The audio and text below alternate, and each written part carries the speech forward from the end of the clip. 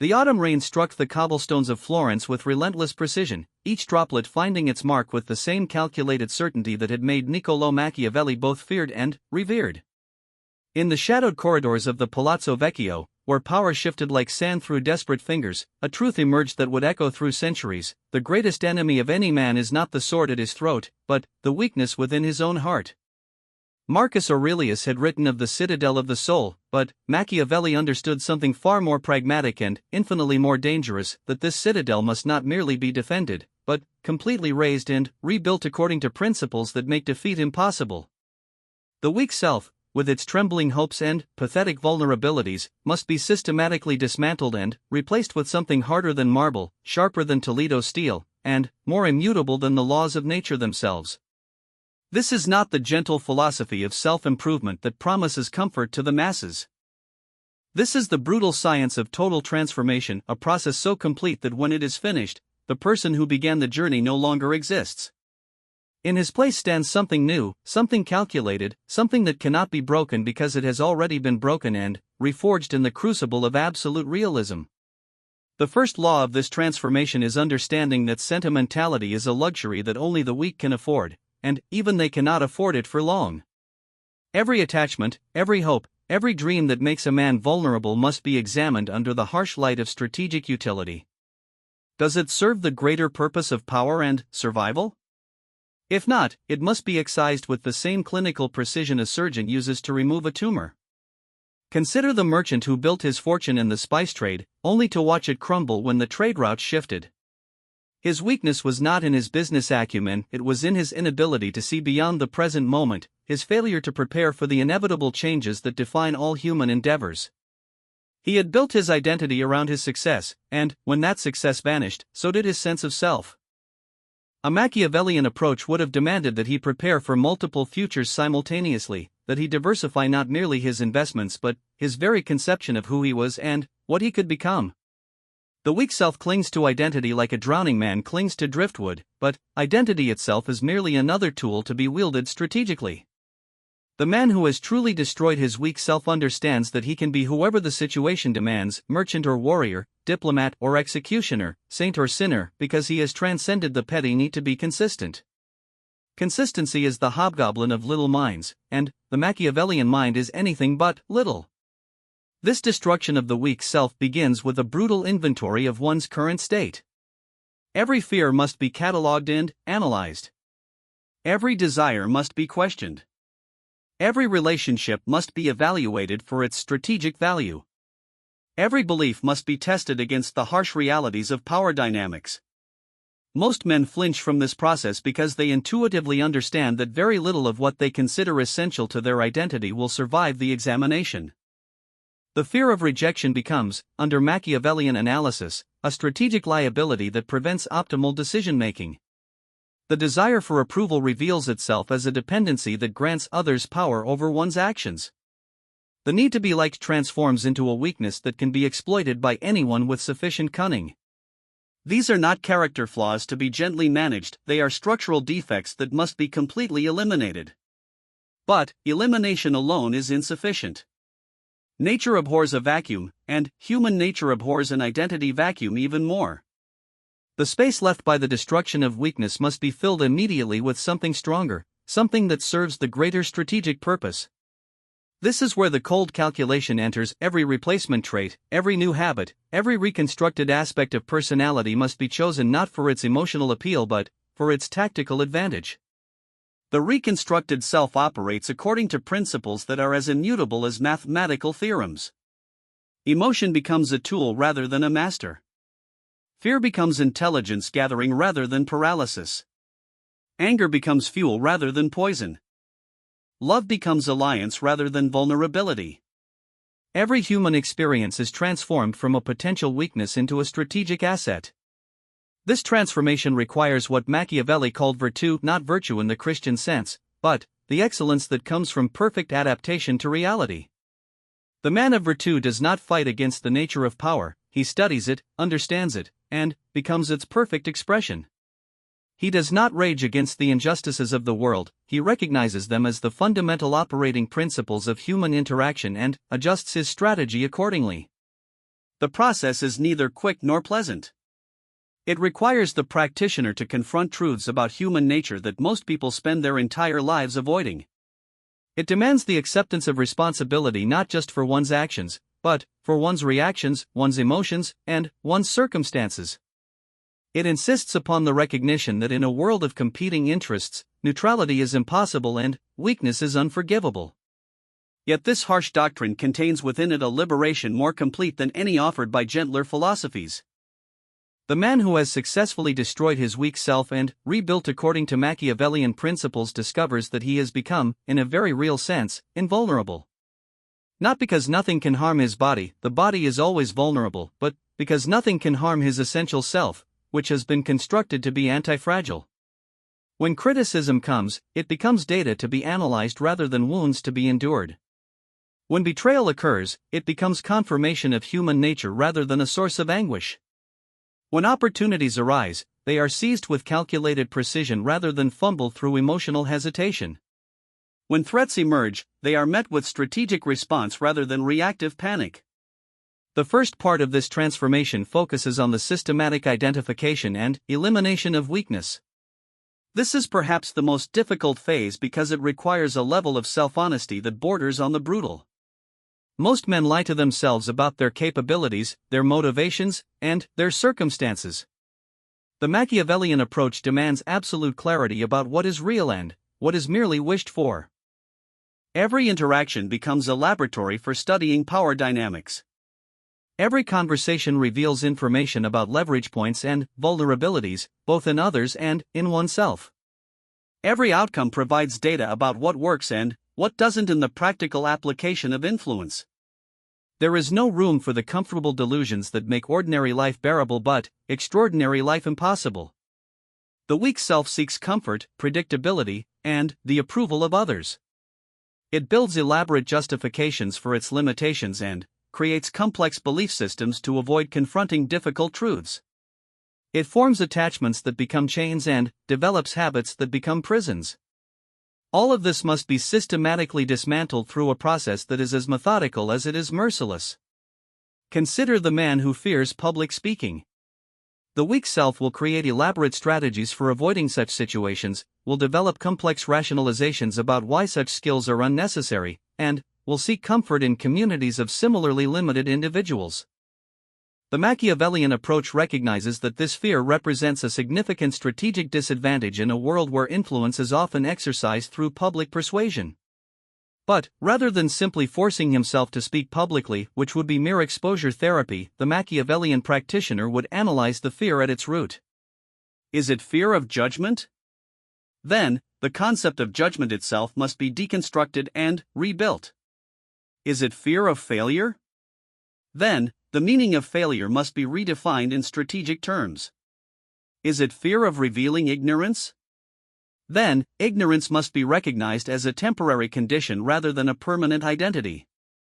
This process continues until the fear is not merely overcome but transformed into a strategic advantage. The man who has conquered his fear of public speaking doesn't simply speak without fear, he uses the experience of having conquered that fear as evidence of his ability to transform any aspect of himself according to strategic necessity. The specific skill is less important than the meta-skill of systematic self-reconstruction. The weak self is also characterized by its reactive nature. It responds to circumstances rather than creating them.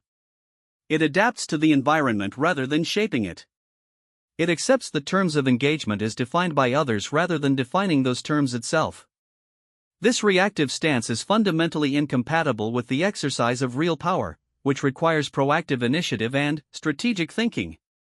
The process of destroying this reactive tendency begins with the recognition that every moment offers choices that most people never recognize.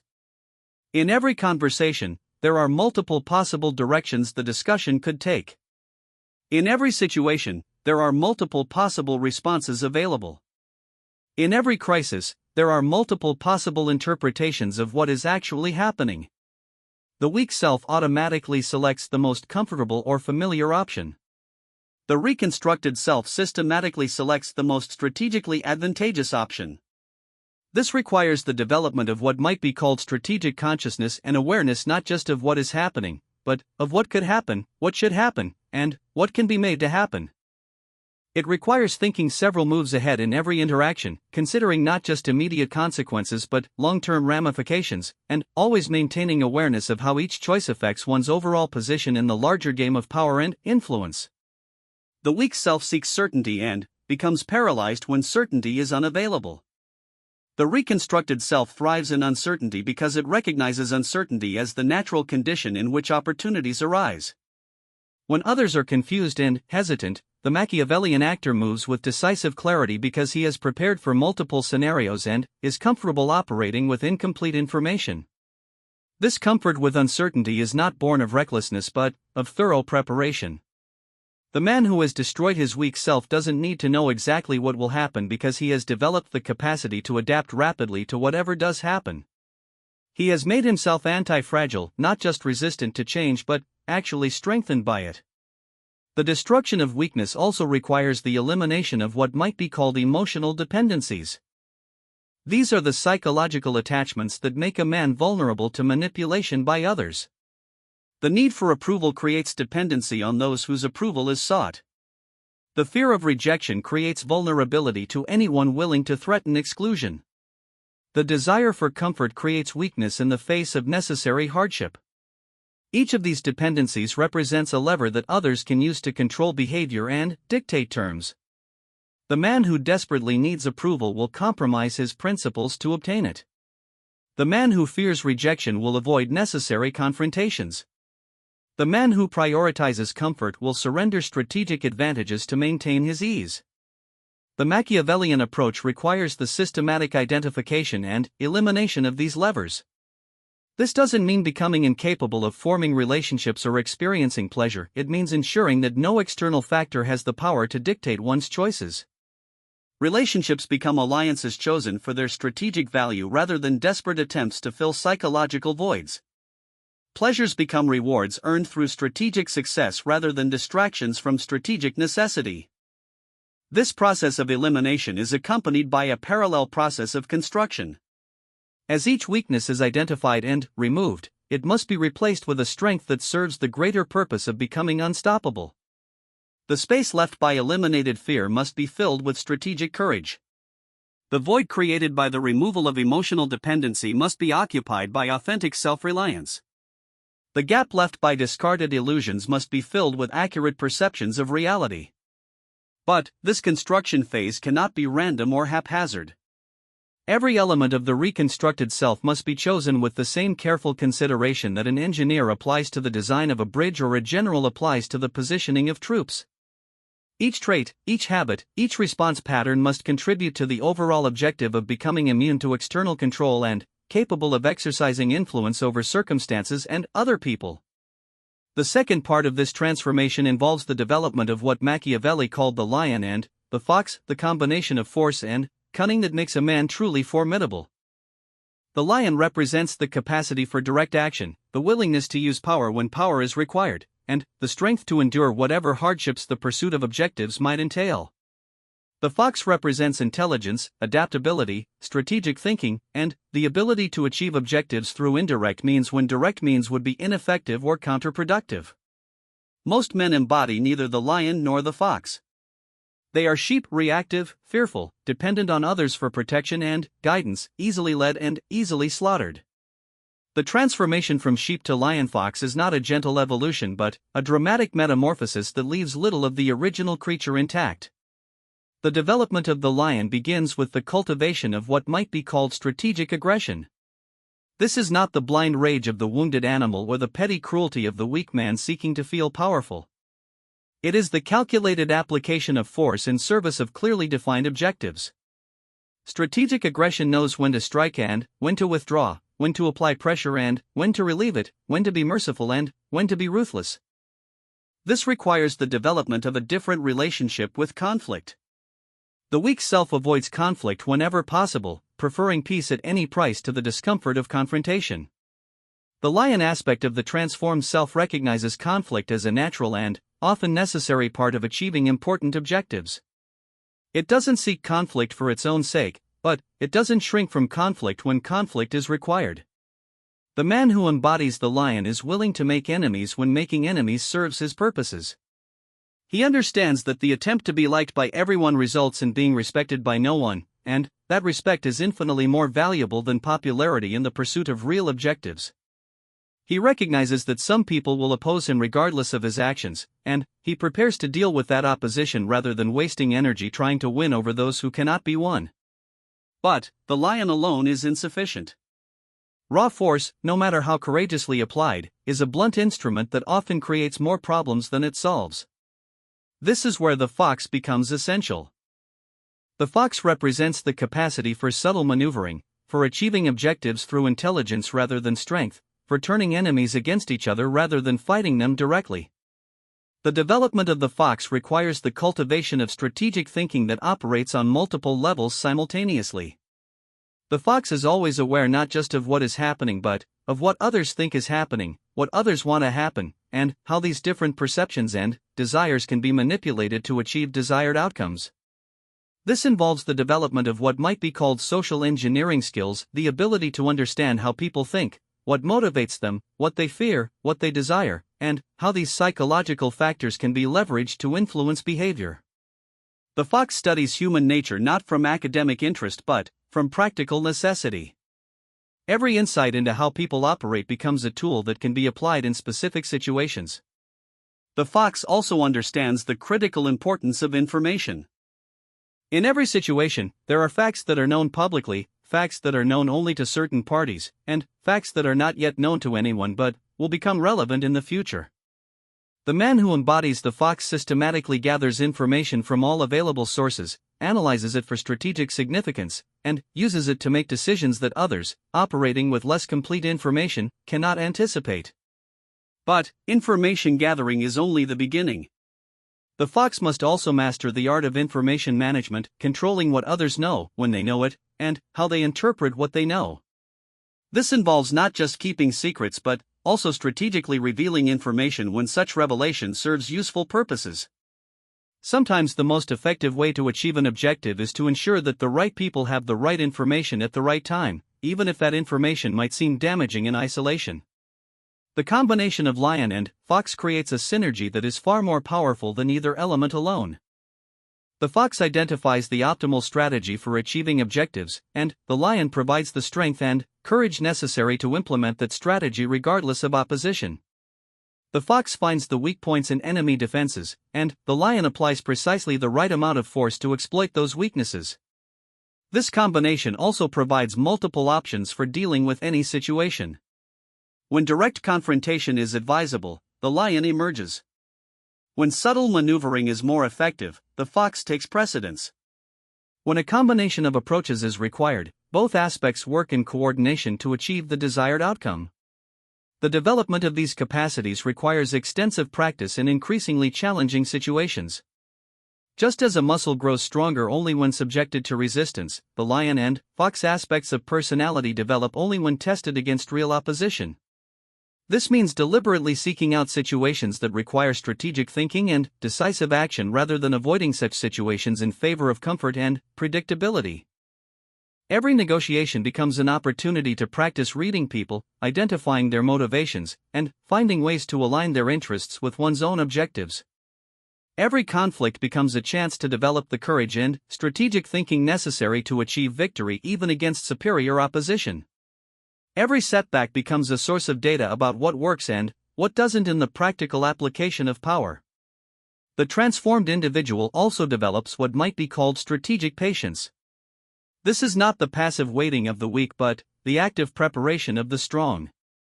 Strategic patience recognizes that some objectives cannot be achieved immediately and require careful preparation, positioning, and timing. It involves the willingness to forego short-term advantages in favor of long-term strategic position. This patience is combined with the ability to act with lightning speed when the moment for action arrives. The man who has successfully combined the lion and fox doesn't hesitate when opportunity presents itself, but neither does he rush into action before the conditions are optimal. He watches, he waits, he prepares, and, when the moment is right, he strikes with overwhelming force and precision. The third part of this transformation involves the achievement of true invulnerability through the complete integration of these principles into a unified approach to existence. This is not merely the absence of weakness but the presence of something qualitatively different, a way of being that is anti-fragile, that becomes stronger under pressure, that turns every challenge into an opportunity for growth and advancement. True invulnerability is not the impossibility of being harmed. The body can always be injured, possessions can always be lost, circumstances can always change in unwelcome ways. Rather, it is the impossibility of being destroyed by external forces because the essential self has been constructed according to principles that transcend any particular circumstance. The man who has achieved this state operates from what might be called strategic detachment. He cares deeply about his objectives but not about any particular path for achieving them. He forms alliances but doesn't depend on them. He accumulates resources but doesn't identify with them. He develops skills but doesn't define himself by them. Everything in his life becomes instrumental rather than essential, chosen for its utility rather than its emotional appeal. This detachment is not coldness or indifference, it is clarity. The strategically detached individual can care more effectively because he is not clouded by emotional confusion. He can form deeper relationships because he is not needy or desperate. He can pursue objectives more successfully because he is not attached to methods that are no longer working. Strategic detachment also enables rapid adaptation to changing circumstances. When a particular approach stops working, it can be abandoned immediately without the emotional trauma that usually accompanies such changes. When new opportunities arise, they can be pursued without the hesitation that comes from attachment to current methods. When threats emerge, they can be met with clear thinking rather than the panic that results from identification with threatened assets. The achievement of true invulnerability requires the development of what might be called meta-skills, abilities that enhance other abilities rather than serving specific functions. These include the ability to learn rapidly from experience, the capacity to teach oneself new skills as circumstances require, the flexibility to shift between different approaches as situations demand, and the wisdom to distinguish between what can be changed and what must be accepted. Perhaps most importantly, it requires the development of what could be called strategic vision, the ability to see patterns and possibilities that escape others, to understand how current actions will affect future options, and to position oneself to take advantage of changes that others don't anticipate. This vision operates on multiple time horizons simultaneously, considering immediate tactical advantages, medium-term strategic positioning, and long-term structural changes in the environment. The man who has achieved this level of development becomes, in effect, a force of nature. Like water, he finds the path of least resistance while remaining capable of wearing down the hardest stone through persistent application. Like fire, he transforms everything he touches while remaining essentially unchanged himself. Like wind, he can be gentle or devastating as circumstances require, and he cannot be grasped or contained by conventional means. This transformation also involves the development of what might be called strategic empathy, the ability to understand exactly how others think and feel without being controlled by those thoughts and feelings. This is a more sophisticated form of empathy than the emotional mirroring that most people mistake for understanding. Strategic empathy provides precise insight into the motivations and likely actions of others without the vulnerability that usually accompanies such understanding. Strategic empathy enables the transformed individual to predict behavior with remarkable accuracy because he understands the psychological patterns that drive most people's choices. He can anticipate how people will react to various stimuli because he has studied human nature systematically rather than learning about it through random experience. This understanding becomes a tremendous advantage in negotiations, conflicts, and any situation that involves influencing others. The completely transformed individual also develops what might be called temporal mastery, the ability to operate effectively across different time horizons and to coordinate actions taken in the present with objectives that may not be achieved for years or even decades. This involves thinking like an institution rather than like an individual, considering how current decisions will affect not just immediate circumstances but long-term position and capability.